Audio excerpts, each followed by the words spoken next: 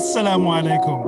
Welcome to not another Muslim podcast. I'm one of your hosts, about each other, and we have.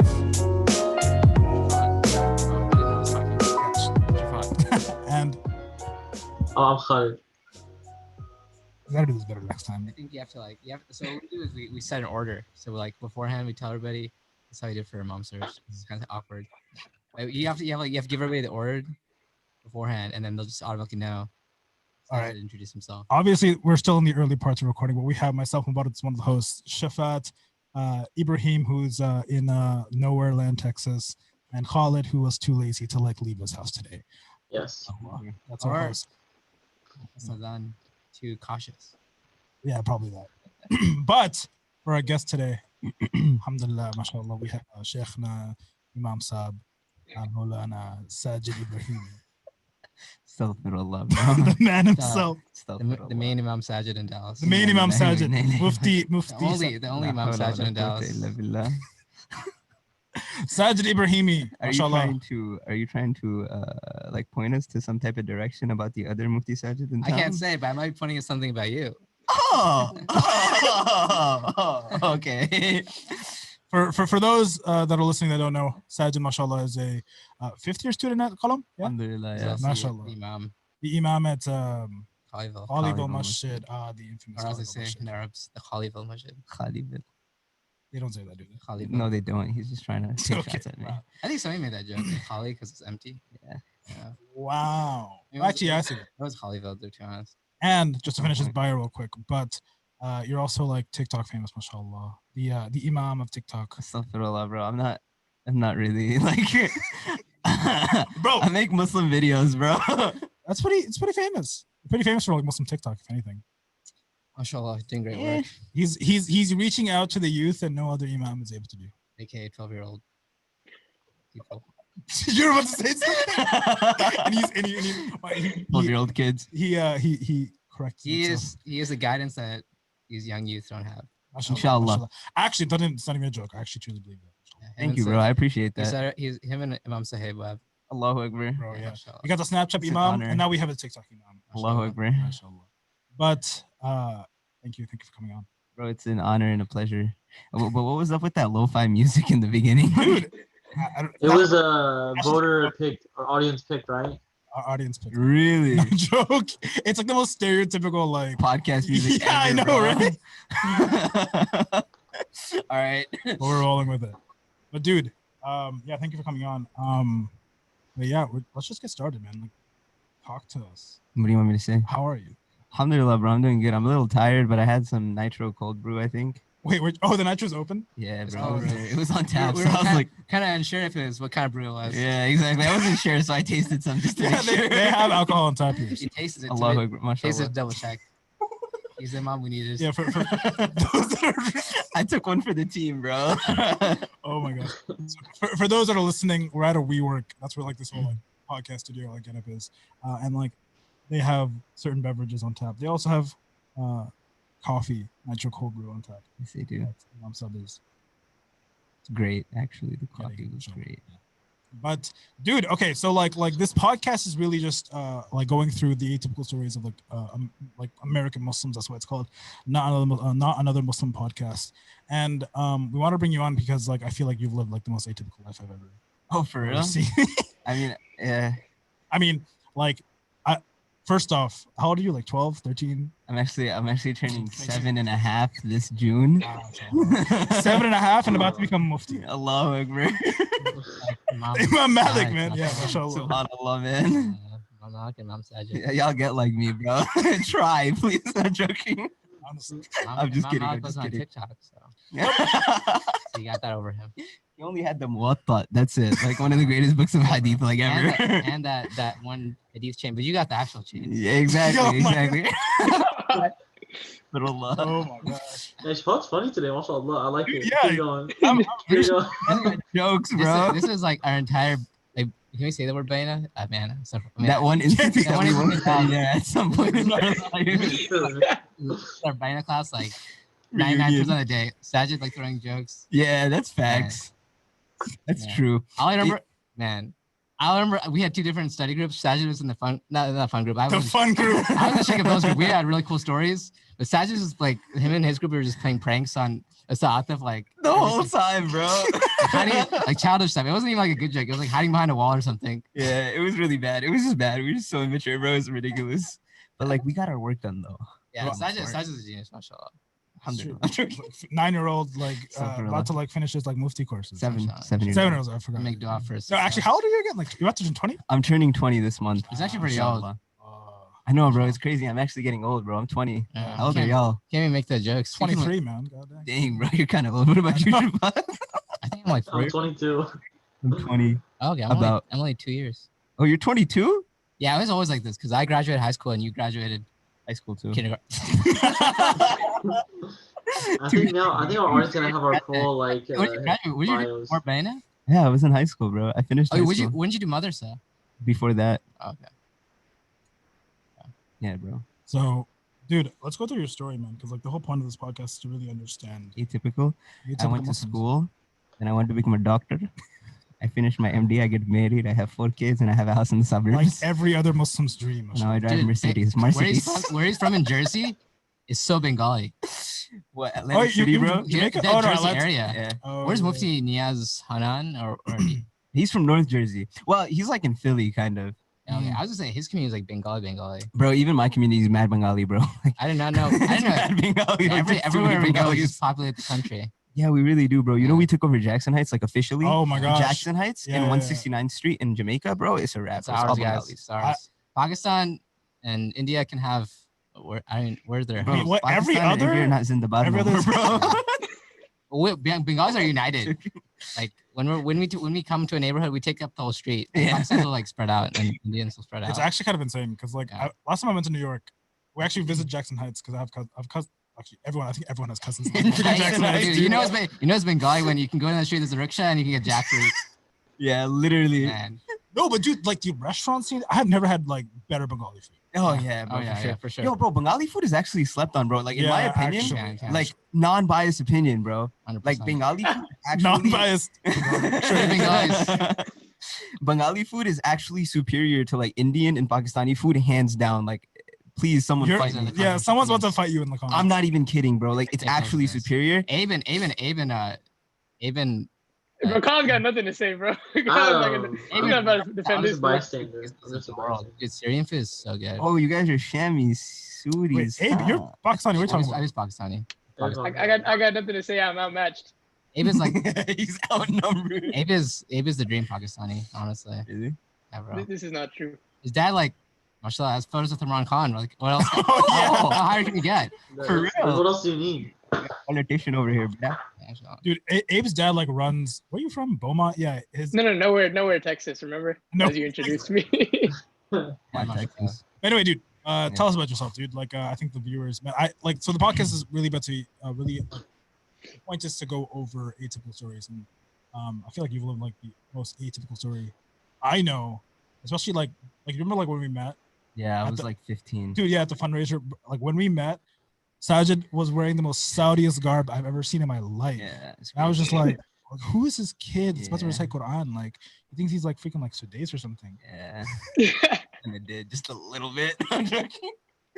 So when I was 8 years old, my parents actually shipped me off to madrasa in Buffalo, and I studied there for about a year. Buffalo. Darul Uloom I Buffalo. didn't realize Darul Uloom Buffalo, Madaniya. Buffalo Yeah. is like the other side of New York State. Yeah, bro. So it was I 8 thought it hours was like away. close. Yeah, I was 8 years old, bro. So like I cried a lot, like a lot, because I miss my parents, bro. Because I just did not like madrasa.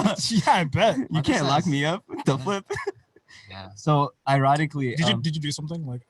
A lot of these stories No, are always bro. like, I was a great kid, bro. I listened to my parents. I did my homework on time, bro. I ate my vegetables. Like, bro, I did everything right. There's nothing I did wrong. so why they ship you off? So my parents actually like made this wad before I was born that if they had a kid, like a son, Yeah. they would send him off to do hifz and make him Oh, hafiz and gotcha, stuff. okay. Little So- did Sajid know at that time. Yeah, bro, I had no idea, bro. I wanted to become a lawyer when I grew up. Like I knew what that meant. Okay. So it's like a story of like royalty. yeah, it's crazy. Destiny is already. Alright. So how long were you at Darul Uloom? So that Darul Uloom, I was there for like about a year, Okay. like a year and like 2 months or something. Yeah. It was a horrible experience. Just kidding. Actually, it was like decent. It wasn't too bad. It's like half, right? Yeah, the problem was, bro, I was just too young. That madrasa was great. Yeah, 8 years old. That's like intense. Yeah, bro. So like since I was 8 years old, like actually I was telling my friend the other day, I was like, bro, since like my entire life, I actually never stayed in one place for more than 4 years, except Dallas. Dallas. Welcome to the Dallas Sharif. Thank you. I actually want to leave. Dude, you and me both. Like, I hated you. So I was there for about a year. Ironically, you know Sheikh Mikhail. So Sheikh Mikhail was actually a student at that time doing his Alim course. So like he actually took care of me. Yeah, Muhammad Hassan was there for like a day or two. In Buffalo, really? I was about to go there. Which Muhammad Hassan? The one going to Medina? Yeah, the one in Medina. Right? So I was there for about a year, and then I left because number one, madrasa food was not good at all, and I got high cholesterol. That was the number one like issue that you had. The food. Bro, no, I was I fine wondered what eating. they ate. What did they feed you, dal? Yeah, no, bro, they had like dal and rice, chicken, biryani, like beef and stuff like that, but it was just so bad. There was tons of oil, barely any masala, bro. It was literally just oil and water, and then meat. Wow. Like that's it. So like because of that, like a few months into it, bro, like I had really high cholesterol. Like normal. At 8 years old. 8 years old. Normal cholesterol for an individual. I don't know if any of you guys are pre-med or doctors or whatever. Your score's supposed to be like a 150 or something, right? I have no idea. Am I right? Let's just say it's a 150. That's like This is assumed, yeah. How far was yours? So it's supposed to be I'm pretty sure it's supposed to be 150, 140s. Okay. It was 238. Holy. At 8 years old, bro, the doctor was like, "What the hell's wrong with you? Like, what happened?" Like all the knowledge or something. Yeah, he's like, "You just eat like sticks of butter on your free time." Drank oil the whole time. Yeah. So because of that, and like the fact that so like I'm the type of person that once I'm in like a system or like once I'm focused on doing something, like I'm gonna do that thing, right? So like when I was in madrasa, I would barely find time to call my parents. I'd call them every day, but it would be like, "Hey, how are you? I'm good. Okay, I have to go now." And my mom, that would really piss my mom off. Yeah, she'd be like, "What the hell do you have to do?" Bengali mom, man. Like she exactly. So then like a year later, I had memorized like 5 juz and like we had learned how to read Quran and stuff like that. And then so I balanced it pretty much. My parents came and they took me. And then I went back home and I went to school for like 2 years. I actually skipped a grade after going to madrasa, ironically. That's interesting. Yeah, it's like really interesting. Regular grade school. Yeah, regular grade school. Like I came in, I was supposed to be in 4th grade, but they were just like, "Hey, you seem like you know your stuff." So dude, I've actually noticed that people who do Hifz, like they're actually like pretty like quick. Yeah, like I mean, well, if you're training your mind, right? Everything before 9th grade is a joke, anyways. That's what I'm saying. That's true. So like after that, yes, and then I came back. 5th and 6th grade, I was in like normal public school. I was a really bad kid. I had really bad friends. So then my mom was like, "Hey, do you want to do Hifz again?" I was like, "Yeah, sure." Actually, I don't know why I said yes, but I said yes for some odd reason. And then actually after I came back from Buffalo, there was 1 month I actually went to Jamaica Muslim Center in Jamaica, Queens. Why did you do Darul Uloom in New York City or New York? So Darul Uloom New York at that time was like overbooked, and that was like the golden madrasa. Yeah. It's like, yo, if you get in there, it's like the equivalent of getting into Harvard type. So like I didn't know there's a whole admissions process to these. Yeah, bro, there's a whole admissions process. Like you could get like so many people get rejected actually. Reject from Darul Uloom. Yeah. Is that still the case? Not anymore. Yeah, I feel like if you know people, you'll get it. Like it's not that hard. So like I went to JMC for like 3 months. I hated it there too. I lived with my aunt because they didn't have any boarding. So then I left, came back home, went to school. And then at the end of 6th grade, my parents were like, "Hey, you want to go to madrasa again?" I was like, "No, but sure, yeah, I'll do it." So then I went. Why'd you agree? I don't know, bro. To this day, my mom will be like, "I remember I was talking to you and then somehow you said yes, that I want to finish." And I was just like, I think about it now, bro. And I'm like, what the hell was going through my head? Like, but whatever, you know. You were in 6th grade. You were in 6th grade. I don't think you can blame yourself. What happened? I said you were in 6th grade, so I don't think you can really blame yourself why you said yes. Yeah, it's true. So I ended up going back to madrasa. I was in Darul Uloom New York for like 2.5 years. No, 3 years, almost 3 years. But the thing is, I hated that place so much, but that's where I did like a majority chunk of my Hifz.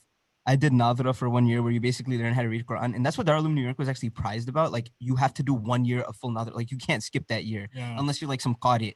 Like that's the only way you're going to skip. Like there are kids who had memorized like 26, 27 juz who came from Bangladesh and they'd made them do that year again. Oh, wow. Like they would, so your tajweed is on point. And they make you memorize everything. And honestly, bro, like that year was even equivalent to like, I would even equate it to like the first year of an Alimiyyah program to where they make you memorize like books like Fiqhul Muyassar. Oh, really? Just an English version, like a Ta'limul Haq. That's interesting. So it was really, really, I kid you not, bro, memorizing Ta'lim al-Haq came in clutch when Where I is this? started studying Where fiqh is In New York. in New York. Which one? Darul Uloom New York? Yeah, Darul Uloom New York. Wait, so Jamaica Center is the same name or? Nah, Jamaica Sun's a different one. Okay, gotcha. JMC. So how'd you get into Darul Uloom New York? So at that time, like my parents basically begged the principal, Okay. and the principal actually, he and my mom are from the same village in Bangladesh. See the Bengali. Yeah, the connection. It bro. gets you everywhere. So like, It's the equivalent of the H-bomb for anyone listening. so I got in, alhamdulillah. I did that year, and then I went into Hifz. I memorized like 10 juz my first year, and then so the thing about me, bro, I was a really good liar in madrasa, so I'd get sick every week and then leave for a week and then That's come so back funny. like another week and then stay for like 10 days and then dip again for a week. So it was really bad actually. I was actually known in madrasa for the kid who was never there. Who's Yeah. Doesn't someone like at Qalam right now have like the reputation? Oh yeah, there is. Dude, but I remember at that time. I remember people used to. Man, it's kind of sad, but there's like a joke. Like if you can't remember your lesson, you would like start crying at how emotional the ayah was. Like, alhamdulillah, and just start crying. I can't go on. The only problem with that is, bro, we were all like 10 years old and did not understand what we were reading. Yeah, it wouldn't work. But you know, We the start- stories. أحكام الطلاق. الطلاق مرة. Yo, the teacher smacks you across the face like, "What happened, bro? You're 10. Like, you got married and divorced." That's what I'm saying. Mothers say like teachers. I feel like they have they've no like. They have no chill, bro. no chill. But that was another thing, bro. Like, I was actually a really good kid. I'm gonna pride myself in that, bro. I never got hit in Darul Uloom New York, and they would beat the crap out of me. Yeah, dude. Darul Uloom. Man, like, bro, I never got hit, not a single time. I got hit once, but like, it was out of muhabba. Like, my teacher was like, he hit me on the back, and he was like, "Okay, go." You know what I mean? Like, and he was The only laughing. way I know how to show love. Yeah, exactly. So like, yeah, so I was there for like 2.5 years. I memorized like 26 juz from there, I think, or 24 juz. And then I left, and then I finished the last 4 or 6 juz by myself, alhamdulillah. I read it with the teacher at home because they weren't letting me finish. Literally, like, it was horrible. So I dipped, and I didn't want to be there anymore. Wait, Darul Uloom didn't let you finish? Yeah, New because York? they had this system where it's like, oh, if you memorize 25 paras, like, you have to read all 25 juz before you can memorize the last 25. And I was like, nah, bro, I ain't doing that. So then, Oh, they want like your super baka like. yeah, you have to be a very strong hafiz to That's graduate from mashallah, there. man. Like I wonder who are Oh. who are the people? You know anybody that graduates from there? Like, Yeah, like Yusuf graduated from there. He did a one sitting. He did his whole one sitting. Really? Yeah, mashallah. Wow. So like, Darul Uloom New York. yeah, they make you do a one mashallah. sitting before you graduate. Otherwise, you can't graduate. And it was gonna take. They were like, you have to stay another year. I was like, nah, bro, I'm People good. can't do that their entire life. Yeah. Yeah, I know. It's crazy One actually. sitting of reciting the entire Quran. Yeah. People usually memorize like Like, the page they're on. And also like Yusuf in his one sitting, I think he got like 3 mistakes or 4 mistakes. Wow. Like not even Wow. actually. Is like it less still than is that. it still that? Baka? Wow. Kind of. I wouldn't expect it. I'd be very surprised if you said yes. But I was saying, do you know anybody that's graduated from the whole Alimiyyah program there? Like, Yeah. And How- they did Hifz their Alimiyyah program. Yeah. Who like I was kind of curious. I feel like it's like super rigorous then. Yeah. Was the Alimiyyah program not that? Yeah, it's pretty rigorous. It was at least. Now I heard it's not as rigorous, but Allahu Alam, I haven't gone back in like years. I know a few students who are studying there still. There's some Yeah. exceptional students and stuff like that, but Yeah. a lot of their teachers left. But Really? Like, yeah. I mean, like, I don't know what's going on with Darul Uloom, but I just know like the current like sort of sentiment around it is that like Darul Uloom is like in America at least it's not that like hyped up anymore. Even Darul Uloom's across. Yeah, because you have so many other institutions of learning, you know what I'm saying? Yeah, And yeah. also like all these students, they'll start their Alimiyyah program here, do like 4 years and then go to Azadville or Zakaria Yeah. in South Yeah, Africa, yeah. or they'll go to Pakistan. It's like, okay, man, like that's why like Darul Uloom New York, they did this thing where even Darul Uloom students, bro, Mishkat students, they have 1 year left. They'll go to Darus Salam and finish. Oh, Or- Darul Salam in Chicago. Yeah. That's So it's interesting. like, come on, what are you guys doing? You know what I'm saying? Yeah. Which one would you choose though? Darul Salam or Darul? I have never studied at Darus Salam, so I Mufti can't tell you. Azim, like you know their. Yeah. teachers. So which one would you prefer? He's asking for his own sake, but please. Oh, really? I mean, I love Mufti Azim, but I'm just wondering. Like, if I were to go back, I just never experienced the culture of the shuk at Darul Uloom. You just hear from the students. You don't really hear about their teachers. so like, You just hear about the experience, like, oh, I got hit, or so it like was really their tough. Alimiyyah like program is completely different. So like honestly, I would do Alim course there if it weren't so strict, like in terms like the boarding wasn't so strict. But like even their Doratul Hadith and stuff, like their final year, like some of the teachers over there, like Mufti Rafiqul Islam, right? He's from Bangladesh. Dude's amazing. Like Darul Salam or no, Darul Darul Uloom New Uloom, York. okay. Like Mufti Rafiqul Islam, bro. Like I was never his student while I was there, but I probably benefited the most from him. Like Mm. he taught me so much about deen, and I like this is just from observing him and how he held himself, and like small conversations that I've had with him, literally 2-3 minutes when I would like be that Hifz kid running around the Dura Hadith classroom, because like I had friends who were in Dura Hadith, right? So like I learned so much from that man. May Allah subhanahu wa ta'ala give him Jannah. And But yeah, so then I was in Darul Uloom, and then I dipped, and then I finished my last how many averages, alhamdulillah. How old are you right here? That's a great question. I think I was like 14 or 13. I was 13. Oh, okay, so we're like 2 years before, but yeah. Yeah. Yeah. I think I was 13 or 14, something like that. Yeah. Yeah. So how old was I? Bro? I don't even remember. You're 60 when you came in, right? I was 15 when I came into Bayonet. So I finished Hifz that August 23rd, 2016. No, not 2016, 2015. So I was 14. Yeah. And then after that, I studied with the Sheikh from Egypt, and I got his ijazah, alhamdulillah. So that was like my version of the one sitting, but it wasn't as rigorous. It was just a jiz a day. Yeah. And I finished it in 30 days, got ijazah in Hafs from him. And then I did warsh with him afterwards too, because I had like this interest in Qira'ah. Who's Sheikh? His name's Sheikh Mustafa Mohamed-Umer Esmail Hassan. That's a name. He's from Is it Alexandria. like Ibn or is it like between, Iskandari. or is it and like Iskandari. is it There's no Ibn. so that's just all his name? Muhammad ibn Abdul Aziz Hassan. That would be Okay. that would be it. But yeah, I'm pretty sure Mustafa Muhammad ibn. That's a great question. I would assume it's Mustafa I don't know, you're ibn so- Muhammad Abdul Abdul was even a Aziz. thing. You got a jazz, don't even know your son. Come on. No, like that's the sheikh's name, you alright, don't know the bro. son of his family lineage, but I don't need to know his family lineage, bro. Come on. Sajid But- knows his teacher's like lineage from like 5 generations. Low key. It's Mustafa ibn Muhammad ibn Abdul Aziz ibn al Hassan. Yeah, so it's like 5. Yeah. Wow. That's what I would assume it would be. But so I got he's actually from he's from Alexandria, bro. This man, subhanallah, bro. So like he's actually blind, and his Quran is like so strong, subhanallah, bro. And the thing is, he knows Ashara Kubra memorized off the top of his head, so he knows all the furush and stuff like that. So like when I was learning Warsh with him, there were certain ayat where he'd get tripped up for a second, and he'd be like, "Oh no, it's like this," and I'm like, "Sheikh, no, it's Warsh." He's like, "Oh, I forgot. I thought you were reading Susi first." I'm like, "Oh, okay, all right, cool, guy." Sajid, you gotta treat this convo like one of your TikToks. You gotta explain the Arabic.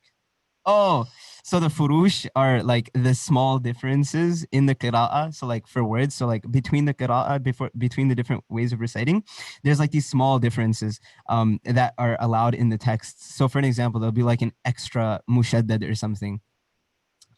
So like for an example, tadhakkarun versus tadhakkarun or something, you know? So yeah, like he sometimes you get tripped up and be like, oh no, that's for this qira'ah, and then you're reading this and this is with that, like, you know, I'm just like, oh, that's so cool shit. So like I did that, and then my mom, since I was a really bad kid, she was like, there's no way. Wait, I thought you were a good kid. Yeah. I was a good kid in school, but then like okay, so I'm very disciplined, but when it comes time to like having fun, bro, like I'm gonna have fun. I can confirm. Yeah, so like when it came to school, bro, extremely disciplined, bro, like extremely disciplined. I would get the things that I had to get done, bro, like, you know what I'm saying? But then like, yo, when I was trying to chill, bro, I was chilling. And ain't nobody gonna stop me from chilling. If you guys want an example, just follow him at Sajid Ibrahimee on Instagram. Yeah, you'll see. The problem was like everybody thought he was only chilling, so you basically ruined everybody's study habits. Yeah, pretty much. I'm not gonna lie. Bro, no, there was this one story I saw. You were like, I don't know what you were just like chilling while like you had a test for like Qalam. I don't know, it was like a couple months ago. Oh yeah, bro, that's always me. Alhamdulillah, bro. Here's the thing, dude. Like, if I'm being honest, bro, no offense to any students who put in mad effort. It's like, bro, if you show up to class and you do your readings, bro, you don't gotta study. Like, This guy. like I'm not gonna like sugarcoat the fact that like but then again, those people who put in hella effort, bro, they remember their ilm, they know their stuff better, and they're really good at what they do. But like at the same time, if you do what you're supposed to do, like you're supposed to be able to ace the exam. Y'all know the story about Imam Bukhari, how he like was like a photographic memory. Yeah, I do not have a photographic memory in the slightest bit. I wonder if like the students around him or like the talib al-ilm around him when he was a student felt annoyed. Oh, The same way like Qalam students at, you know, Yeah, actually. students at Sajid right now. Like, I see, that's the thing. People think I don't study. I'm not even joking. Like, I'm not trying to be like arrogant or cocky in any sense of the word. Like, so when my sister was doing Qalam, like our female classmates would go to my sister and be like, does your brother not study? like, how does he do so? How does he know what's going on in class every day, but it doesn't seem like he studies? And my sister never sees me study either because I don't study at home. Yeah. So like everyone had this assumption that, oh, Sajid just doesn't study and he just understands everything. Bro, that's not the case, bro. I actually study like when I need to. Like I'll sit at my masjid every day, like between Maghrib and Isha, even after Isha, like before Maghrib, like I'll come and I'll do my mutala and takrar, you know what I mean? Or like in class, in between classes, like you usually won't get up. Yeah, but like I'm sure it's also like because it's not your first time. you're seeing it, yeah. You're So, used like, to it too. Like, yeah. So that's like a big difference. I feel like it's a huge hit for a Qalam student because like I don't know if it's true or not, I but feel like, yeah, most Qalam students, it's their first time interacting with like exactly. studying. Yeah, that's true. Whereas So, like I mean, take like Imam Anwar or like Munem, like do you think they probably have like similar backgrounds? or like they just like when they come in they were like it wasn't as hard for like other students probably. Yeah. I don't know. Like specifically for the sisters as well. Like I don't think they were ever, like I don't mean this in a negative way, but I don't think they were ever exposed to that. Like for my sister, for an example, she had no idea anything about Arabic versus me, bro. I memorized Quran and then like I memorized these small books of fiqh and things like that. Hifz is almost all like instantly a 2 times or like X or like Oh, when you bro, for sure. learning Arabic, anything honestly, it's just so helpful. And like when you memorize something already, like you know, it kind of already like helps you. Like when you train yourself to memorize an entire book, plus those, right? You're gonna remember stuff. Yeah. Plus those books are even like in poetic, like a lot of them are poetic meter. You can exactly. So it helps a lot. Yeah. Okay, so you're 15. You just finished. Yeah. Like your Hifz. And then I got my ijazahs, alhamdulillah. And then after that, my mom was like, yo, there's no way in hell that you're going back to like high school, especially because our high school, Atlantic City High School, was like so out of pocket, bro. So like I took I took my tests and then they let me graduate high school early because I did all my prereq. Because like I don't know if people know this, bro. To graduate high school, all you need is like your credits. Like in the state of New Jersey, I think it's 132 credits. In the state of Texas, I think it's 60 credits with your regents exams or something. Yeah, it's actually not that hard to just like get bro, to. you could literally graduate high school as soon as you get in, like no joke. So like that's exactly what I did. And then alhamdulillah, I applied to Baina then because my mom was like, there's no way you're going back to high school. So she's like, it's either that or you're going back to madrasa to go to alim course. I was like, psych. I was like, there's no way. Yeah. So I applied to Baina, alhamdulillah. I got in somehow. It's not hard. I got in. I can't even real talk. Like I was like learning I learned how to read Quran like 2 months before. If Sajid didn't get in, then there would be a problem. That'd be an issue. I was the problem was I was super young, bro. Yeah, that was the issue. That was the issue. When Sajid came in, there was people with beards, and Sajid was like second grade PhD. No, mashallah, bro. but Sajid, I'm like, if you come in with knowledge, like, inshallah. Yeah, you got it. Sajid's an advanced student, mashallah. So you got into Bayna. Like, yeah, I did. Dude, and so Bayna was interesting. That was a great Bayna year. was like, yeah, I don't know what Sajid's experience was like there. I feel like it was like all the doors have opened. Actually, I was free, bro. I would like, it was so lit, bro. Like, for example, like, who did I live with? I lived with Amir, Farhad, and Muzammil. So, like, bro, we'd always be out. Like, we'd always be running around. Same thing, Muhammad al-Sheikh, for us, Dude, that's the one thing I never understood about Bayna.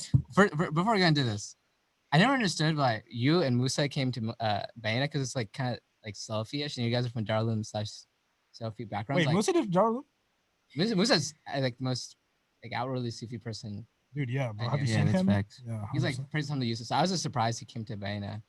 I don't know. I don't know if you guys have any thought I process. mean, where else would you learn Arabic at that time? I mean, That's true. with Darul Uloom or any Nah, other. bro, he would not go to Darul Uloom. Have you seen Musa, bro? But I feel like there's like Qassid or something. Like I was thinking, you think my man's was gonna go to Jordan, bro? it's kind of nice there. They paid for. I mean, actually, I don't know. He's from Houston. He just drove up. Like, Yeah. He didn't have to fly like 12 hours across the world. Yeah. I mean, I feel like Jordan would be kind of nice though. Jordan's super nice, bro. It's You like should it's go. actually nice. It's not like it's like a prison. No, bro. Qasid is so Wait, nice. first up, actually, Qassid is way nicer than Bayna. They have like For sure. They have like Harvard grads coming in. Oh, yeah. So no, they make Qasid's it. perfect. Harvard bro. like pays them. Yeah, Like, Harvard so pays Qassid. I yeah, think- all I these think- universities. Actually, do. when I see the people at Qassid, I'm like, these are people who are Musa. Like, I don't Yeah, think that's I don't true. think it's like. Actually, you're right, bro. They're all like mad Sufi, mashallah. Yeah, I mean, the Sufis always they always took care of themselves, so they always had institutes. Well, the people who run Qassid are like Sheikh News Marids. Yeah, exactly. So like you kind of expect. Yeah, exactly. But Okay, I was just wondering. so I went to Bayna. That year was a lot of fun, alhamdulillah.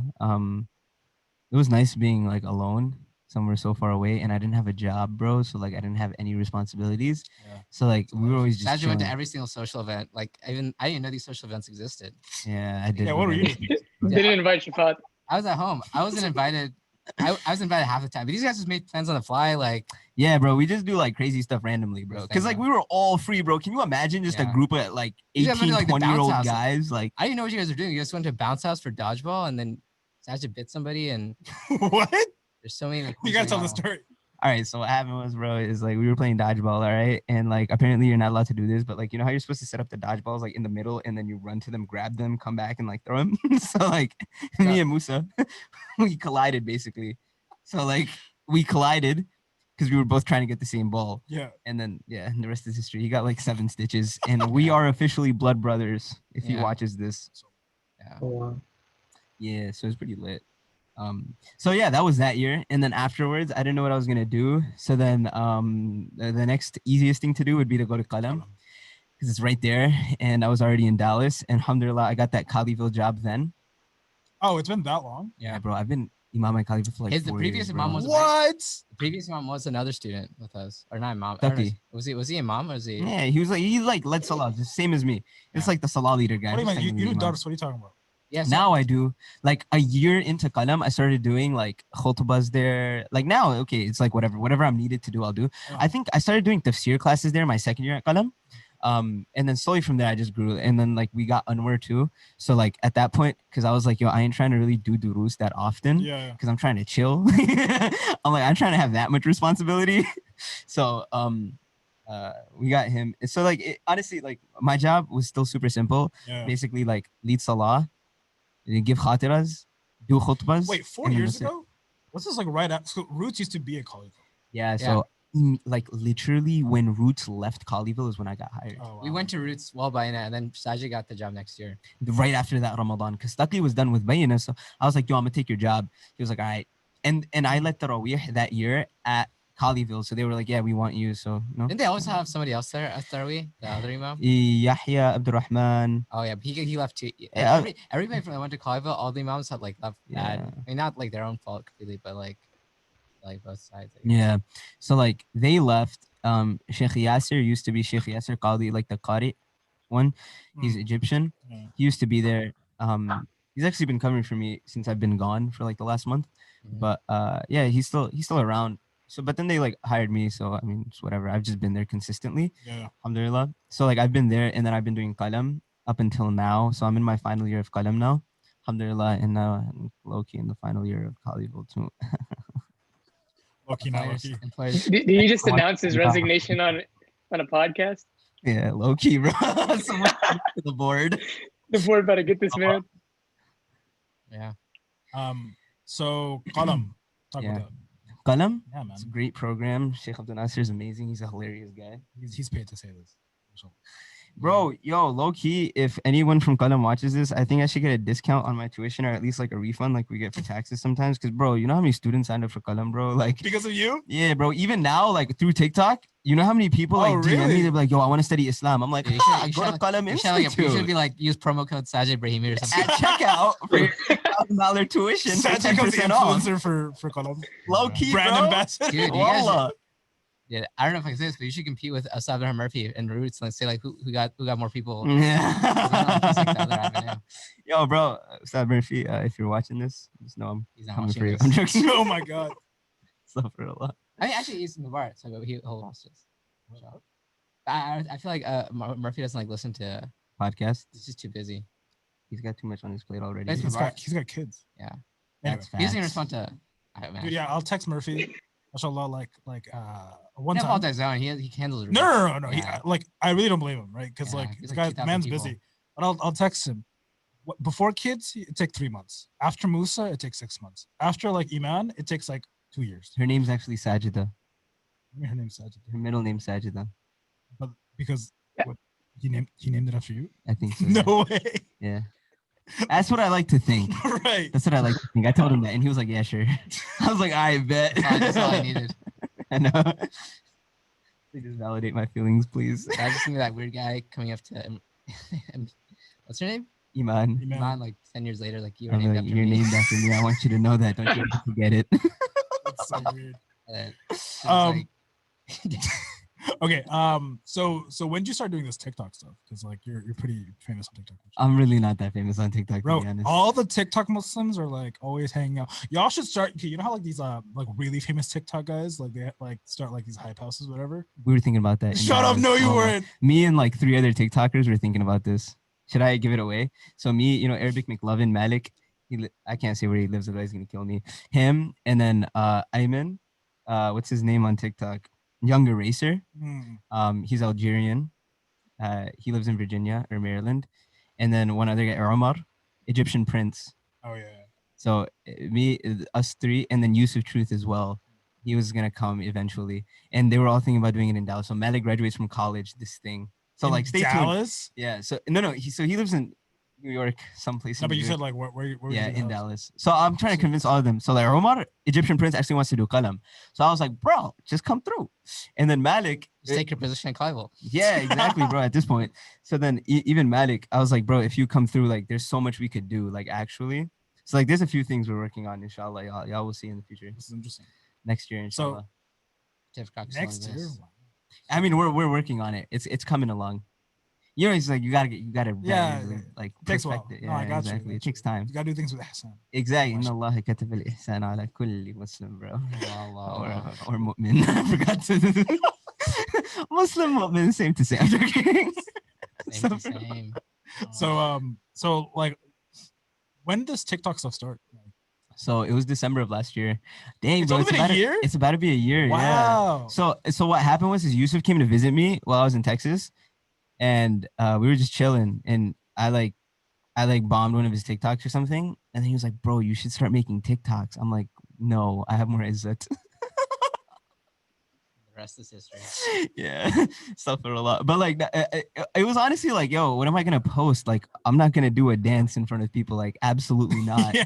So he was like, bro, just post Qur'an. Like, it's TikTok, dude. It will Yeah, go because viral. your first TikToks were just Quran. Right? Yeah. So he was like, yo, do like Qur'an recitations or like short reminders. And I'm like, yo, you know what? No one's actually doing that on TikTok. Like, Yeah, actually, like yeah. even the OG TikTokers, like out of them, like Malik, like Arabic McLovin, he was like the first actual TikToker who started doing like Islamic reminders. Yeah, he talked about a song. He's like the first. Yeah, like Miracles of the Quran. He was known as the Miracles of the Quran guy. He was like actually legitimately the first one. After him, I think I was actually the first one because I still remember my first video that I posted that was an Islamic reminder. That one went viral. Like the Qur'an recitations did like 6,000 to 7,000 views, which isn't much on TikTok. Yeah. But then that video, like it was a reminder video. I forgot what it was exactly. It's still on my profile. That video, like I went to sleep, woke up one morning, it was at 6,000 views. I was like, yo, that's crazy. And then lo and behold, it hit like 250,000 views or something. Yeah. It went really viral. And then I was like, okay, this might work. So then I started consistently posting after that. And then I stopped, to be honest. Like I got very lazy with it because it's like, oh, okay, big whoop. Like, you know, like what's the word? Like, what's the biggest, like, you know, it's just TikTok. I mean, I don't know. I think you have like a lot of access to like kids that. Yeah. Most So people like, don't. that's the thing also, because I was going to school and working full time. So I was like, bro, I really don't have time for this that much. So like I started posting less and less. And by that time, alhamdulillah, bro, there's like mad other Muslim TikTokers who came about. Like now there's an influx of Muslim like da'wah creators, like so many. Oh yeah. So like honestly, Safi started doing TikTok. Yeah. So like you see what I'm saying? Like literally everyone does it now. Yeah. So like, which is great. That's fine. But like yeah. So like that's what I started doing. Started posting Qur'an recitations and stuff. Now primarily, honestly, I don't want to say I don't want to do TikTok. It's more like I'd rather make that platform on Instagram, which I'm trying to like gear towards now. Is Reels paying you? Guys, go watch my Instagram Reels. Donate to my Patreon. I'm joking. Nah, bro. See, TikTok is fun though, but the thing with TikTok, Patreon. Who, me? Yeah. Nah, bro, He's got sincerity. What are you talking yeah, about? bro, I'm good. Yeah, it's I'm true. good right now. Mashallah. Use the promo code still. Use the promo code Sajid. Go ahead, check out. But you know, the thing with TikTok though is like now since there's an audience on Instagram who's like there, you know what I'm saying? Yeah. So like the thing with like influencing people is like on TikTok, it's all about the algorithm. If you make it onto the For You page, good video or bad video. If it's a horrible video, that video could go viral. If it's a good video, dude, it's so weird. Yes, it doesn't make any sense. No one understands the algorithm on TikTok actually. Like there are a few like tips and tricks, but it's like, bro, I ain't trying to do that. Like I'm not that type of person. Like, there's so many other TikTok, like they talk about this in the group chats. Yeah. They're like, oh, this is how you start your video, make this and that. Like, I'll have this conversation with Malik. Like, Malik's extremely creative, mashallah. Like, all of his videos do like 500,000 views, right? Like, great, mashallah. May Allah subhanahu wa ta'ala increase him. But like, so for me, instead, it was more like, yo, I really don't care if the video is good or bad, and if it does good or bad. But it's like, okay, now since I've built that kind of foundation or even audience on Instagram, it's like even a video that does absolutely horrible on TikTok, I post it on Instagram, it'll do good because it's now just people who want the message and not, oh my God, the catch line. You know what I'm saying? Yeah, I think most people who are on TikTok just go through For You. Yeah. So like they don't follow you. I never check the following page myself. me Like, either. why would other people check it? Like, I literally go through following just to like videos from my friends. Oh, I don't even wow. watch them anymore. No offense to anyone. No, I do the exact same thing. It's weird. I don't know why. Like when I go through TikTok, I'm never on the following. Yeah. Just like behavior. But do you think? So do you think like doing TikTok has that like given you more access? Oh, for sure, bro. Like, we were having this conversation actually, and I guess you want me to have it on the podcast too. Officially. So officially. Yes. So like, yeah, no, I was even talking about it before. Like, I didn't necessarily like in the beginning, it was kind of just like, oh, okay, let me just like get my name out there, right? It was very like kind of insincere. But then after a while, it became like, yo, you know what? Like, in reality, I was like, I work at a masjid that's dead. Like, there's no youth. Like, if I'm gonna be completely honest, bro, my masjid has zero youth. Even though y'all's gym's pretty good too. Bro, our gym is amazing. Yeah, I don't get it. But the uncles will be like, no, brother, there's no kids allowed. No, we cannot have other people coming to our masjid. Sheikh Ibn Nasser, he went to Colleyville and like he roasted the masjid. It was like bad. Yeah, bro. Like, they locked the gym and like he literally like took a picture. It's like, yeah, this is why kids aren't coming here. And like blasted on IG. It was freaking amazing. Yeah, honestly, like it makes complete sense, bro. Like, bro, I, as the imam of the masjid, got trouble for playing basketball by myself at the gym. You know what's ironic? What? I had the code, and I just take my non-Muslim friends there like every now and then. Wait, what? You still have it? Because I think they changed it, bro. I don't even know it anymore. I have the keys, so it doesn't even matter. But yeah, so like, bro, I even got it like at one of the board meetings. Like, I walked in, they're like, Sajid, beta, you know, you're using gym. It's no good. I'm like, what are you talking about, bro? Like, what? So yeah, I mean, that's a huge problem. Don't even get me started on that, bro. The whole masjid issue. So like, our masjid is dead. There's no youth, and I'm like, no youth would want to come there anyways. If I were a youth, bro, I wouldn't want to come to that masjid. Like, I ain't even gonna lie. Like, why would I want to come to the masjid? It doesn't make any sense. Like, if you want to go to the masjid and you're a kid, bro, you're something wrong with you. Oh. No offense. Yeah, something wrong. Maybe like, you know, you're being guided. Yeah, may Allah subhanahu wa ta'ala guide us all, but like, realistically speaking, bro, like if you want to go to the masjid as a child when there's nothing there are no programs, like it's just your cheesy imam. Y'all don't do anything for youth? Bro, even if we do, who's gonna show up? Yeah, that's right. Like, dude, yeah, I do youth work in Austin. It's like, yeah, see, that's different though, bro. That's so different. Like, I did youth work there's more youth there. I did a program in Round Rock, bro. Oh yeah, you did. There's like 20 people who showed up. I'm like, yo, you guys have kids? I'm like, bro, how old are you? He's like 15. I'm like, oh my God, bro. You come to the masjid, dude. Mashallah, like me, high five. Like, you know what I'm saying, bro? I was like, yo, this is subhanAllah, look at this creation of Allah, bro. Like, I've never seen something like it before. Youth in the masjid, man. Subhanallah. This is what happens when you're 4 years. They're really looking for it. Austin kids. Yeah, man. So I started people in Irving and Dallas. But yeah, but like, yeah, that's another thing. Yeah. So why do you think that is? Oh, like talk about your college experience. I'm actually curious. Oh, like about why kids don't want to come. Because I know there's kids there. This is just gonna be a bashing session. No. Yeah, that's what's about to be. But look, honestly, the problem comes down to two things. Okay, number one, the youth in the area. Okay, they're not really in the area. You have to understand. So, like, number one, the location of the masjid is 10 minutes from anything. Yeah. 15 minutes from Bedford and Euless. Plus, there's like speed limit is like 10 miles per hour. I mean, that's 30. That's just Dallas in general. Bro. Like, that's true. But that area, like, I'm from I used to live next to Colleyville. Yeah, that was just. It's all the rich kids. Like, all the people are really rich and like they're gonna go to Colleyville High School. They're doing like fun stuff. Like, they're just gonna drive to 10 minutes to a masjid that's gonna be like locked up. Exactly. Even the basketball court is open. And then number one, the Muslim community is in tight knit. Number two, no offense to anyone who's like extremely loaded or rich. Like, oftentimes when you have money, you think you're better than other people. Therefore, you wouldn't want to go to the masjid and sit around with some guy who's going to tell you to pray salah, right? Or some guy who's going to tell you to remember Allah subhanahu wa ta'ala. Unless it looks cool. Let's go to Roots. Yeah, exactly. Like that. See, an environment like that. Now, can you imagine, like, trying to have a youth program in a masjid to where like literally you're playing ball and an uncle's gonna come in and be like, make sure you guys turn off the lights and close the gate. Like, bro, relax, dude. Like, calm down. I'm sorry if I spend an extra $10 of electricity because I left the light running all night. Like, I'll put $10 in the donation box. Which is wild. Like, I never understood like the uncle culture because like they're the ones who paid for the gym. That's what I'm saying. I'm like, bro, like, what the heck? Like, dude? why Like, did you chill build out. this? Yeah. So like, you have that, and you have so many people breathing down your neck, and like. On top of that, like, first of all, leadership barely exists because it's so inconsistent. Like, there are kids who come to our masjid now, like, who are actually studying at Qalam, and they'll come up to me and be like, yo, you're the imam here? That's crazy. You're a student of Sheikh Abdul Nasser? Bro, he used to be my imam like 12 years ago. I remember when I used to come to the masjid back then. I used to, because there was an actual imam here who was getting paid to do work and, like, who was actually here full-time and didn't, you know, like, almost get fired every 3 months. So, like, when you have consistent leadership, then it's going to work. And then, like, even after that, like it pisses me off when like parents come to you and they're like, oh, why aren't you doing masjid programs? It's because like, bro, you guys don't help us do those programs. Like, how am I supposed to, like, if I want to, like, for example, just sponsor food like pizza or like have a program, bro, I have to jump through like 18 hoops 100 to have hoops. it. Yeah, it's annoying. And which I've never understood. Like, parents for some reason, like, they'll like bash about how there's like never anything for kids, but then never like actually like provide any like support for bro them. Straight up, like Ducky had a program. He had a youth night. It was a huge hit, bro. Like 50 kids showed up. It was great. Next day, bro, one of the Irving kids, they broke the clock by accident, right? They were playing dodgeball in the musalla or something. They broke the clock. Big whoop. It was a $15 masjid clock. Like, oh, I'm so sorry. Bro, you know how much like backlash Ducky got for that?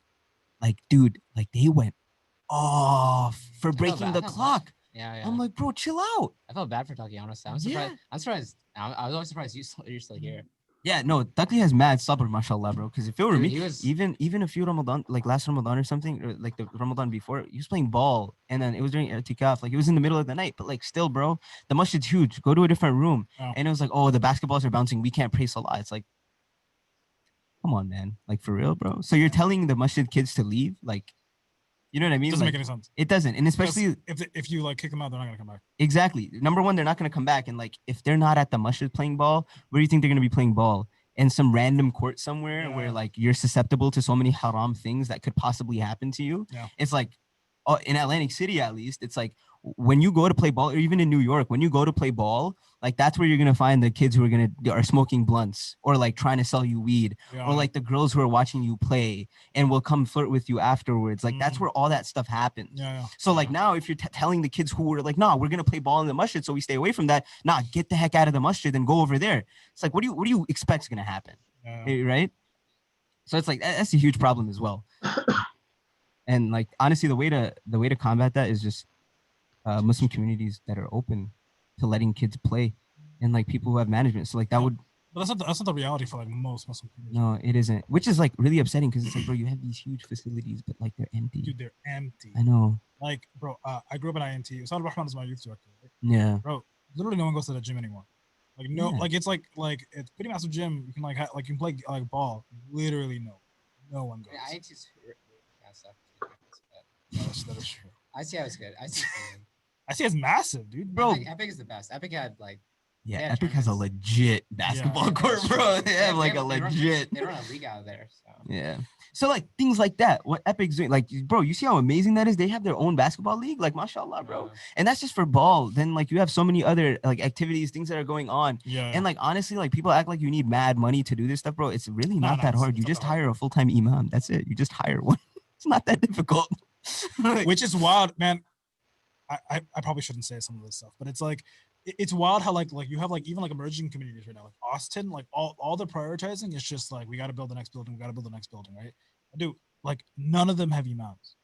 So it's like you're telling me, bro, like this one masjid that I know of, perhaps may have even worked at. They bro, $120,000 on the foyer remodeling it when there was nothing wrong with it. They spent $120,000 remodeling it. Yeah. Right? That could be easy, like a whole year salary, 2 year salary for. But they don't even pay their imams properly. What? Yeah. That's just dumb. That's just a vanity project. Also, the basketball court is also a vanity project. And if that board member that evaluates Sajid watches this, I encourage you to resign from your position. Bro, at this point, bro, I really don't even care. Like, They had great food though. Down in South Lake, man. That's a plus. The but's like the food. oh, I went to a board meeting one time, bro. They talked about food for 40 minutes. Yeah, bro. These guys know how to eat. MashaAllah.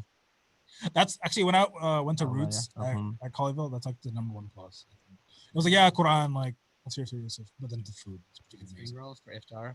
Oh, bro, yeah. See, that's great, bro. But like, it doesn't take like 15 people to like decide what you're Nah, gonna yeah. cater. Like, Yeah, like if I'm be honest, I mean, I don't mind somebody take some time to think about. he's gonna be that board member. Uncle Dude, who's yeah, like, yeah. brothers and sisters, let's talk about food tonight.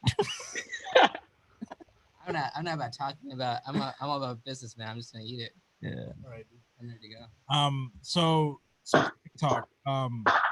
So yeah, like the solution is to have like communities that are a little bit more susceptible to building that sort of like level of inclusivity for the youth. But that's not the reality for like I think like 90% of the missions. in America, right? Exactly. Exactly. So like you have an audience right now. It's really interesting because there was a tweet that like that went viral for you. Yeah. Literally, I saw it when you first tweeted it. It was like, oh, 2 retweets, typical.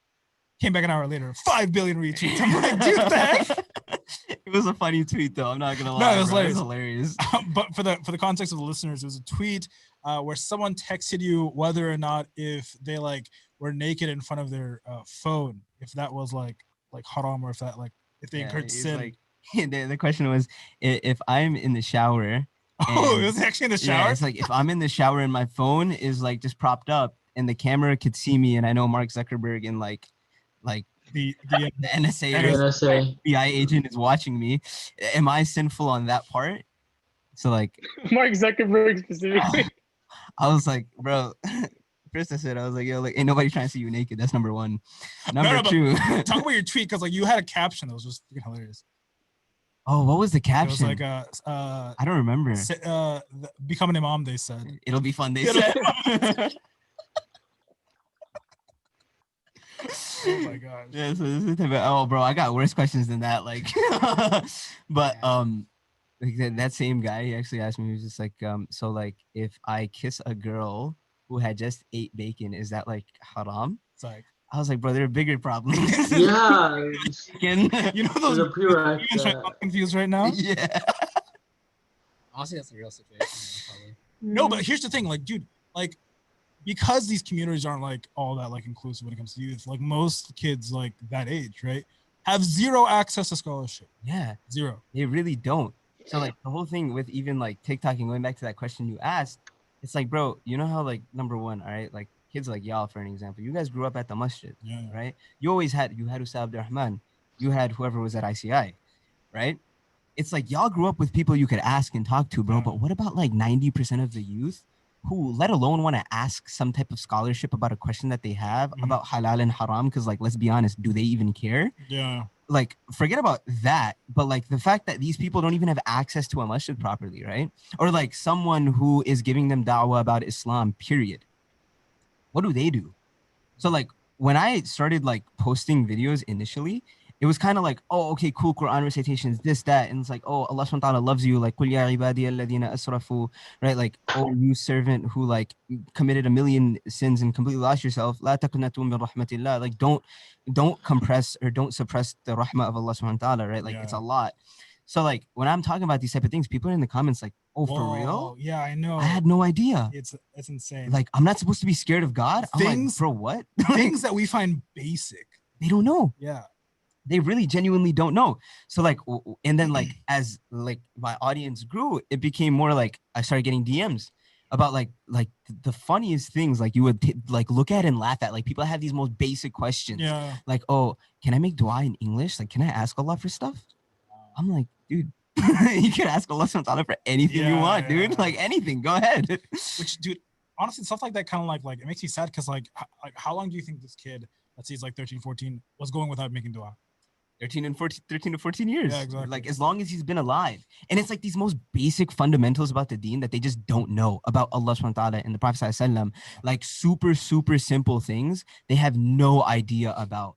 And like forget about these kids like wanting to go to the masjid, right? Like there's no bridge between them. Like we always focus on like youth programs and like we need a youth leader and an imam and stuff like that because who's gonna guide the youth? But it's like, bro, how do you get the youth into the masjid?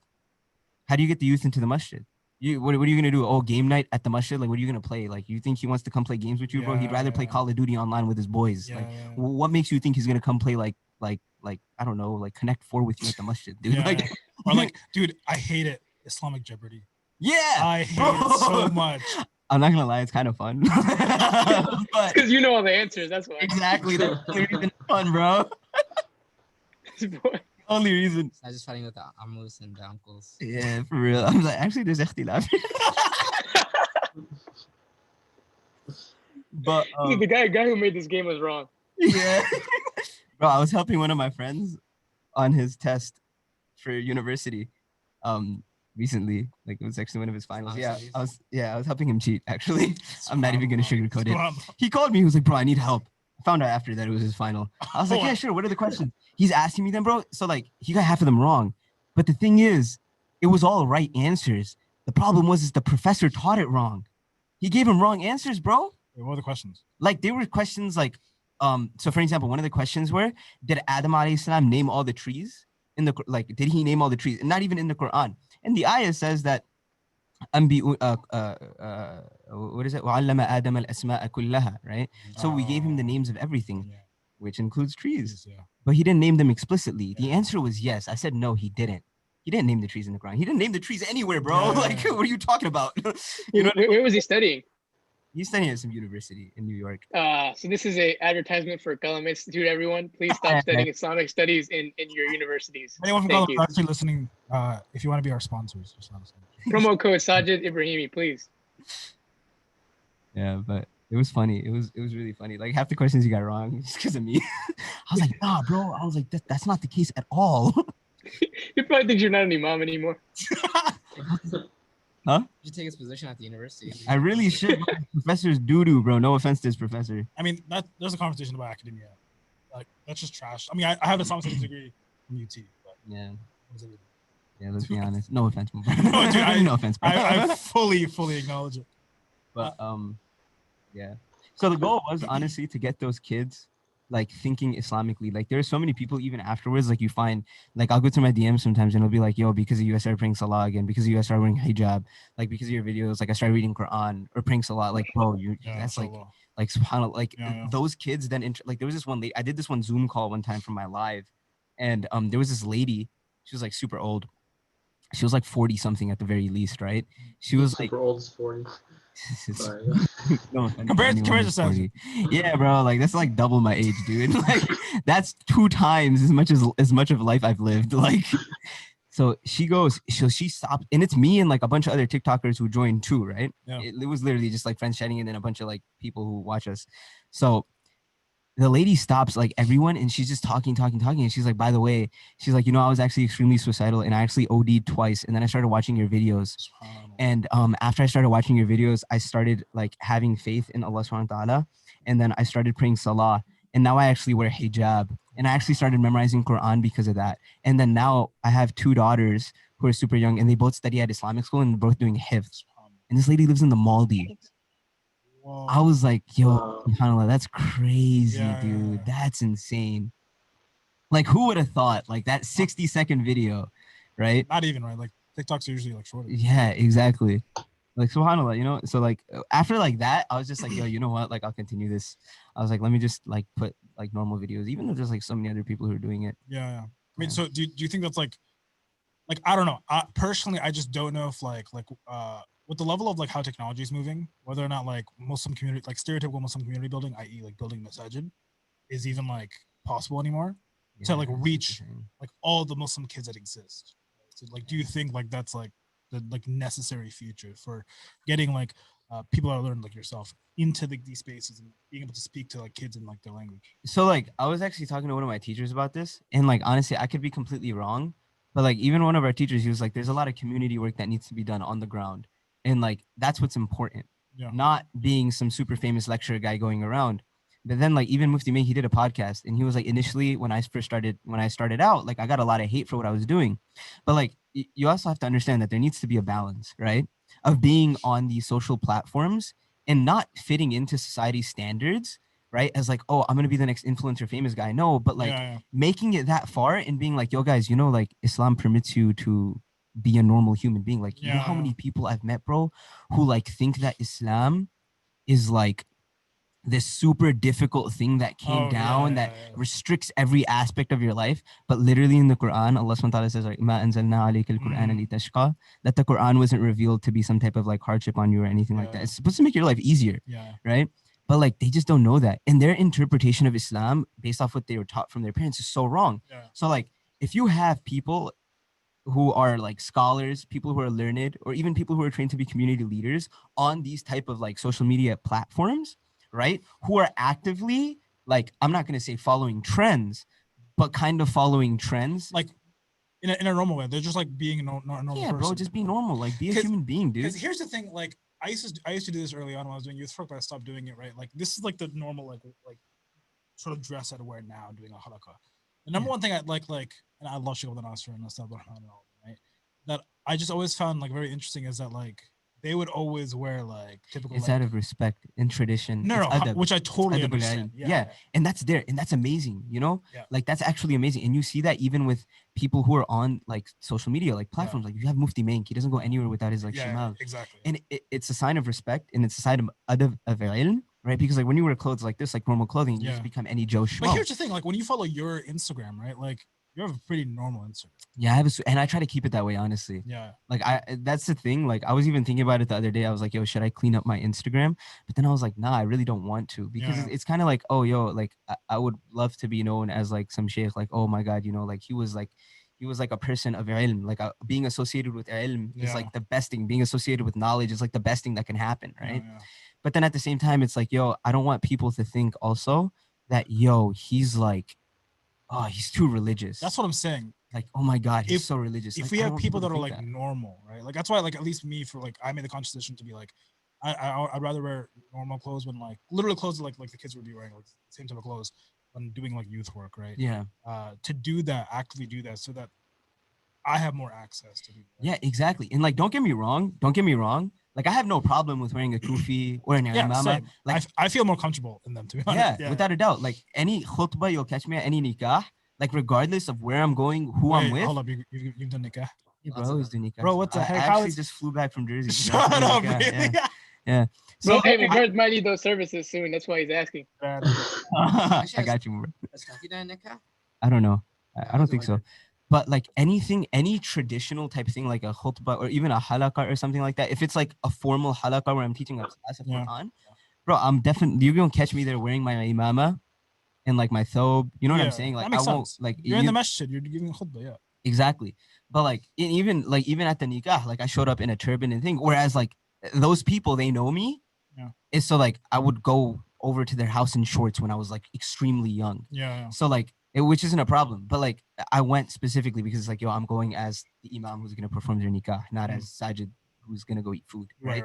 So like that's the thing, adabul ilm, it has to still be there, and you can't be fearful of that, because I feel like that's a huge thing where it's like, oh bro, don't wear a topi or a kufi because like, yo, people are gonna look at you weird or sus. Like bro, I have no problem wearing a topi or a kufi to the airport, or even imam, bro, I'll straight up wear a turban and a thobe to the airport. Like I've done it before. Like that the fear of that's when it becomes a problem. Right. That's when it becomes a problem. So how do you balance it against like being accessible to to people that like, not even just youth, but like people who just have like a sort of like wrong impression towards like, I think it's just be yourself, right? So like for example, Sheikh Abdul Nasser, if you've ever seen him, like the way that he deals with himself, you catch him at Walmart or at Costco, or catch him doing homework, bro, he's gonna be wearing sweats and a t-shirt. He won't be wearing a kufi. Why? Because bro, he's going grocery shopping. Like big whoop. Or like if he's doing any type of yard work, bro, he's doing yard work. Same thing with Sheikh Mikhail. Or you catch him at the airport, he's gonna be wearing his kufi and a normal like kurta, like just a normal qamis, like a Muslim shirt type. It looks Muslim. Like why? Because that's what he likes to wear. He plays ball. He doesn't show up in like a shalwar. He doesn't wear Aladdin pants when he's playing ball. No, bro, he wears like shorts that are really long that cover his knees, because that's what you play when you play ball. You know what I mean? Like there's a certain level of, yo, I'm gonna follow the deen, quote unquote, in everything I do. And then there's like then that turns into, yo, I just look like a fool right now. You know what I mean? And like, I'm not bashing anyone. Like, for example, even our like most strict teacher, quote unquote, like Mufti Muntasir, right? We've traveled with him. I have never seen him not though. Yeah. So like when we were traveling with him, he wore the Muslim qamis thing and he had a kufi on.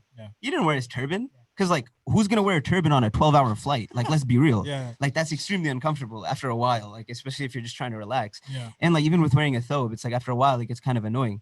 So like, you know, it's like you're just a normal human being. So act like a normal human being. Yeah. You know. And like, I'm sure there's a lot of people who are gonna disagree with what I say, and like, that's fine. But Going off of that, have you gotten a lot of criticism or like pushback for how you use TikTok? yeah, I have actually. I've been made fun of a lot. Hey, what? Yeah. How do you respond to it?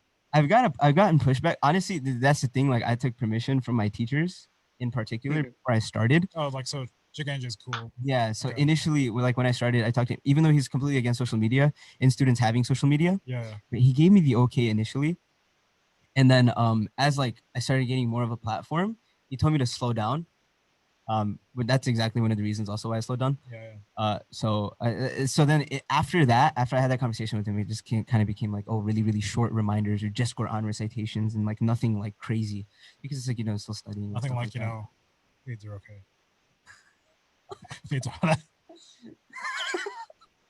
This man. But yeah, no, I got backlash too, like from other people as well. They were just like, oh bro, what are you doing? Like, why are you on social media? Like, oh, like you think you're like mad cool and famous. And I'm like, nah, bro, not at Like, all. I really shuyukh don't or- think so, dude. Shuyukh are just like general people. Shuyukh and normal people too. Oh, Like wow. all So, kinds so of do people think like you're pretentious or something? Like they do, Yeah, you're yeah. actually.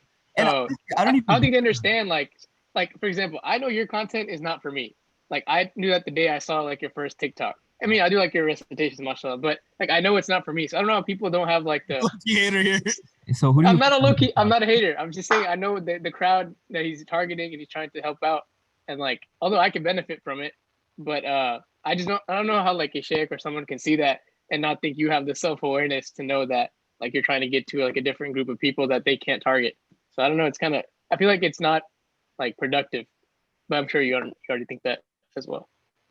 like the mindset of thinking that it isn't productive to like post videos like that? No. I'm saying what they're doing. I don't think. I mean, they can criticize you if your message is wrong or something like that. But Yeah. like assuming the worst of you and that like you're not sincere and like trying to make the most of it. And I don't. And if your teacher gave you a go ahead, like I don't think Sheikh Al Nasser would say that lightly to you. So that means he trusted you to do that, right? So I don't know. It just seems like it's easy for them to like call you out for something. But like you should just direct them right to Mufti Wasim's TikTok because I mean I don't know what they're gonna say then. Yeah, exactly, right? So Because like, he's done. If anything you've done does not match the simp video he posted. So that was I crazy. I think that's I probably don't know how he didn't get backlash for that. yeah. No offense to him. He probably did. He probably did, yeah, for sure. But like, see, that's the thing, What right? is Shane's video? That was another thing. Yeah, that was another thing. And yeah, that was it. But اختلاف العلماء. But so like even for an example, like initially when I first started off, like I don't mean to say this in like a bad way, but I think I was like the first actual person who kind of knew what they were talking about and had studied formally on TikTok, in my knowledge. Like before me was Malik, but Malik never studied formally in a madrasa and he was never held accountable by people. So like if I post a video and it's out of pocket and someone sees it, who are they going to send it to? My teachers. Yeah. And my teachers are going to Exactly. be happy for it. But oftentimes, like, so then after that, Yeah, you're right. Because like you were the first like actual student. yeah, to like start posting Yeah. stuff like that. And that's like my philosophy too. Like if Sajid is not doing it, someone else is definitely gonna see like the success he had, and they're not gonna be qualified, and they're gonna take it and run with it. So like that's what they should be fearful of. yeah, so like no offense to some TikTokers out there now. Like there's so many TikTokers, bro, who be giving fatwa left and right. And like Dude, I don't watch even their get me videos started. Like, and I'm like, bro, this is dangerous. And like I can't see that's the thing as well. Like you can't reprimand someone. bro, Yeah. tell me how Otherwise, then you're a hater. I saw a TikTok the other day where I know this kid, like he's a friend's brother, and he like this guy's like 15, and he's like talking about how like it's like the Islamic opinion to like for women have to follow everything they're like the man says. Prophet said that if I were to make like, you know, sajda to like anyone else other than Allah to be halal, whatever, it'd be like to men. And I'm just like, to the husband, right? So I'm just like, bro, you're like 15. Like, Bro, you're not even married. What dude. are Like, you what are you doing? saying? Sit down. You actually send me that video. I'm gonna duet it. Good video. I'm joking. But yeah, so like that's a huge problem too, bro. Where it's like people who aren't necessarily qualified talking about things they should not be talking about in the slightest bit. Yeah. Like, you know what I'm saying? So like, Yeah. it becomes really hard. Now, like the thing is, after I guess like since I was like one of the first ones to do it, I got a lot of backlash compared to people who do it now. Yeah. Like any Joe Schmo could go up there now on TikTok, bro, and you can make Islamic content. No one's gonna care like at all because Yeah. so many other people do it. But when I first started doing it, bro, like last year, dude, no one was doing it. So any video that went viral, like some of my students' parents, they found my videos on their Snapchat because people had reshared them. So then they contacted me and they're like, hey, you make those videos, right? I saw them. I was like, oh, dang, bro. They were like, oh, you're on TikTok, huh? So like you're giving da'wah on TikTok. Like out of any other app, you pick TikTok. And I was just like, yeah, I guess because it's kind of new. Like no one's really on there. And he's like, yeah. And they were like kind of themselves like, right? But then like now they're completely fine with it because it became normal to do it. Yeah, it's normal now. So like, I guess, yeah. It was, I mean, it's whatever, dude. Like it happens. You know what I mean? Like one thing I learned from that is that like anytime you do something new, there's always going to be backlash. And like even our teachers taught us that. It's like, yo, anytime you try to do something new or you try to come out with an idea, then there's always going to be people to reprimand you. No matter who they, and like the reprimand is good though. Like it's good to be reprimanded by people because then it makes you think. It makes you think if what you're doing is actually right or not, if you're incorrect or correct. So it's actually really important, I think, that like being reprimanded or even being under the eye of people, of course, it helps you think about like, you know, whose eye you're really under. That's true. I mean, that's why like, dude, I know, like, just be real. I know like there's some people within our circles that are like, talk to me privately. They're like, oh, what is Sajid? I'm like, I feel like out of most people, I think Sajid's probably the most fine one. Compared, to be honest. Refined one? Most fine. Like he's like, oh, because he has teachers, right? At the end of the day. Yeah, no, that's what I'm saying. Even if he puts something problematic, I know he's gonna get in trouble the next night. So I'm not even. I wouldn't even be worried. Right, bro. 6 hours later, I'll get a call.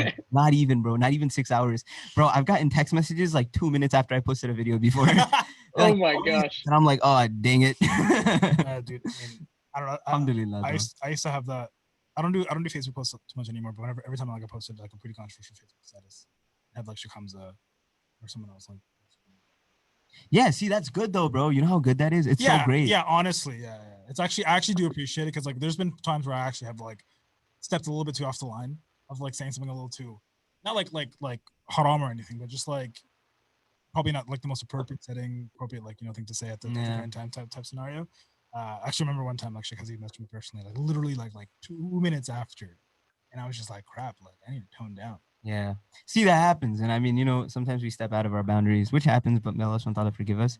And like, that's why we have teachers or people above us, right? Yeah. Always. Like, that's why you have to have that. Like, when you don't have a teacher, that's when it becomes problematic. When you don't have someone to catch you, bro, that's when it becomes extremely problematic because then it's just your ego and your arrogance that like really pushes you to. And I want to say a name right now, but we'll...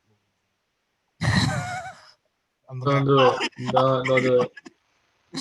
No, this is a halal podcast. No backbiting. Hey, but a good example of accountability would be our next podcast guest and his shirts fiasco. Oh, his Twitter. You saw that, bro? I remember that night he called me. He actually called me and Matic. We FaceTimed, and he was like, "Bro, I'm gonna drop this new design, bro. It's gonna be so dope." Dude, he said he was okay because of the ice thing. I was just like, I don't know if that's like. No, bro. Like that was our whole point. Me and Matic really? looked at the shirt. We're like, bro, I don't know if this is okay. I was like, bro, it might work, but like that's extremely disrespectful. You do realize that, right? I'm like, it's really disrespectful how you iced out Mufti Saab. He's like, nah, bro, it'll be okay. And then Malik's like, nah, bro, this is a really dumb idea. Like, don't do this. So then Imran calls us 2 days later. He texts our group, right? He goes, yeah, yo, I got 200 shirts that I can't sell. I'm like, ouch. I can't believe he produced it without thinking about that. Dude, I remember seeing the tweet. It went viral. He messaged me because he wanted to get it pushed out.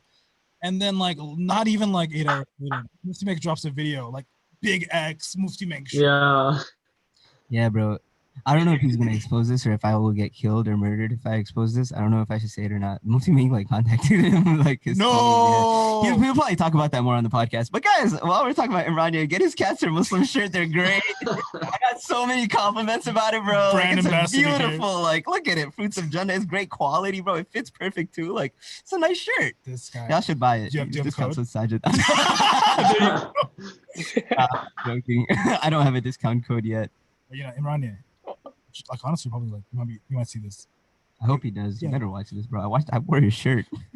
You got free money out of this. Give him a discount. Yeah, bro. I think I deserve one, to be honest, bro. Low key. Honestly, sponsor us, Imran. Oh yeah, by Fruits Agenda Co. Yo. We're waiting for it. Yes. So we're just about to wrap up. What's the future for Sajid Ibrahimee? What's the future, bro? That's a great question. You're about to wrap up Qalam. You're about to maybe quit your job. If they listen to this podcast, bro, I ain't quitting. I'm getting fired. The podcast is gonna we're gonna upload it weeks later. So. Okay, guys. Hey, we'll make a GoFundMe for you. But هو مكروا ومكر الله والله خير الماكرين. Bro, we plan and Allah subhanahu wa ta'ala plans, bro, and he's the best of planners. To be honest, I was just telling Shafat this before. I have no idea, bro. Really? I'm still thinking. I want to study more, inshallah. Obviously, right? But obviously studying is forever. Being a South student. Africa. But I want to study formally for longer before I full Mm. time or go back to school full time. I'm talking about academic school. I mean, we were talking weeks ago. Of doing University, university or what were we gonna an do? IFTA. IFTA program, yeah. So I'm leaning kind of towards the IFTA program, Yeah. or less of a traditional Deobandi IFTA, because we studied in the Deobandi line so much. Yeah. And also this fifth year of Qalam, I'm not gonna say it's an IFTA because it's not, but it kind of is low key, bro. We did all the Rasm Mufti books for IFTA, and we're doing IFTA questions. That's what everyone says. Yeah, it's literally an IFTA. It's literally an IFTA, but then again, I'm not a Mufti, so I can't say this, and I don't know. But I was talking to other Mufti friends, and I was explaining them our curriculum, and they're like, bro, you're doing an IFTA. So I was just It's just a research year. yeah, quote unquote research for fatwas. Yeah. But our fiqh questions. Right. So that's what we're doing this year primarily. Alhamdulillah, I've been focusing on that, and it's really interesting. But I was talking to a few Suri shuyukh, and I was explaining to them how we're doing our ifta, quote unquote, or how we studied our fiqh. Yeah. And I was like, what would you all recommend? So then they were like, look, this is how they do it in Sham. And he basically explained to me the Hanafi curriculum for the Shami way of becoming Mufti. Mm. So he was like, yo, look, after you graduate from your program, depending on your Arabic literacy, you could probably finish your Shami ifta in a year or two, or maybe 3. What's the difference? No offense to all the Deobandis, but I think it's low-key more credible. That's what he was alluding to. Because they do istiab of a bunch of fatwa books. And I'm not saying they don't do that in Deobandi ifta programs, legit ifta programs. Define istiab. Istiab, right, I'm sorry. Istiab means to read something front to end, cover to cover, page by page. So they do istiab, right? They'll read fatwa books beginning to end and understand everything. Versus a Deobandi ifta, you'll read 5, 10, 15 fatwa books, but on the question. So you know how to find your fatwa and do your ifta. Yeah. But then again, the usul for ifta is oftentimes you study it and whatnot, but traditionally you're not supposed to use usul for ifta when you do fatwa, because Oh, really? all the fatwa are given, bro. We just quote. You'll just quote. That's So fair. you can't use any one of the first questions we answered, and one of the answers, bro, I used usul, right? Because I thought it was being mad chalak, right? I thought I was being mad slick. This is So the fades one. Nah. So I used an usul. I think it was a wudu question or something. Super Right. easy, bro. Kitab al-tahara. I'm because of X, Y, and Z reason, yada, yada, yada. Day one. Yeah, usul shashi. I Yeah. quote it, or Nur al-Anwar. Yeah. Mufti Muntasir looks at it and he's like, that's not a fatwa book. He's like, that's not acceptable. Wow. I'm like, oh, okay. He's like, no, you have to quote your 3 fatwa, and he's like, at the very least, Wow. because normally it's you have to quote 5 fatwa books in order to do ifta, when you're doing ifta. Yeah. So he's like, you have to. This So is they made it 3. interesting. So they made it 3 for qalam because it's not a real ifta. Yeah. And I'm not saying we're doing ifta. I'm just Right. saying we're kind of doing ifta, but not really. To all the muftis who do end up watching this. We're so scared right now. I just gotta clarify myself, okay? Before people come at my neck. But so the thing with Shami muftis is that they'll study all the fatwa book, they'll know it, but then they'll use the usul to give their fatwas. And I'm not saying Deobandis don't do that. I'm just saying out of respect for their ilm, they just quote the fatwas that have been given, because you don't need to do ijtihad, bro. No, that makes sense. Actually, because there's three splits of the Hanafi school anyway. So Yeah, exactly. Yeah. So that's why. So there's the Turkish school, right? There's the Deobandi school, and then there's the Shami Hanafis as Yeah. well. So the Shami Hanafis, they're really strong in their fiqh as Yeah. well, extremely strong. So I'm not saying that we're incapable, Deobandis are incapable of fiqh. I'm not saying that at all in the slightest bit. All I'm saying is that studying in that line, What happened? I just think that Deobandis, there's like they just produce a lot more too, right? Yeah, It's like a they produce a system. lot more ulama as well. So like what I'm saying though is like if you go through the Shami line as well, like having that previous like curriculum studied from Deoband, if I go through the Shami line as well, like I will like your fiqh will be really, really well. Yeah. So that's what I really want to do, but I don't know how I'm gonna do it yet. I'm still trying to figure that out, inshallah. Would you have to travel? That's the plan, inshallah. I'm trying to travel a little bit. I'm already planning it. Mr. Worldwide. This guy travels everywhere in the US already. He's a Mr. Worldwide. Actually, I gotta head out. No, we're wrapping up. Does anyone have any last minute questions before I set them? Yeah, I just want to give a disclaimer to the people who are going to listen to this. If you didn't understand half the Arabic words that came out of Sajid's mouth, just know I didn't either. So I'm don't feel sorry, bad about that. Did you write them down? Would you like for me to translate them for you? This guy. You want a cookie too? He said, "What is ijtihad?" Oh, ijtihad. Ijtihad means like you translate ijtihad. Independent reasoning, Yes. right? That's Can you ask and answer the question? independent reasoning necessarily. The ijtihad is when you kind of like doing ijtihad when you're a mujtahid, you're able to you're able to reason in terms of Islamic law based off of that which you already know, but Based on like principles of his based off of the framework of Islam in Quran and Sunnah. But the doors of ijtihad, according to some, like Sheikh Amin Khalwadiya, and this is like I'm quoting him because I'm not saying this. He says the doors of ijtihad are closed, and his argument for that is great because he's saying that every fatwa has already been given. Yeah. And there's certain levels of ijtihad that you're gonna have to do. But also particularly because like the four schools have already been established. Exactly. Like fiqh has already been established according to him. Therefore, like the doors of ijtihad are closed.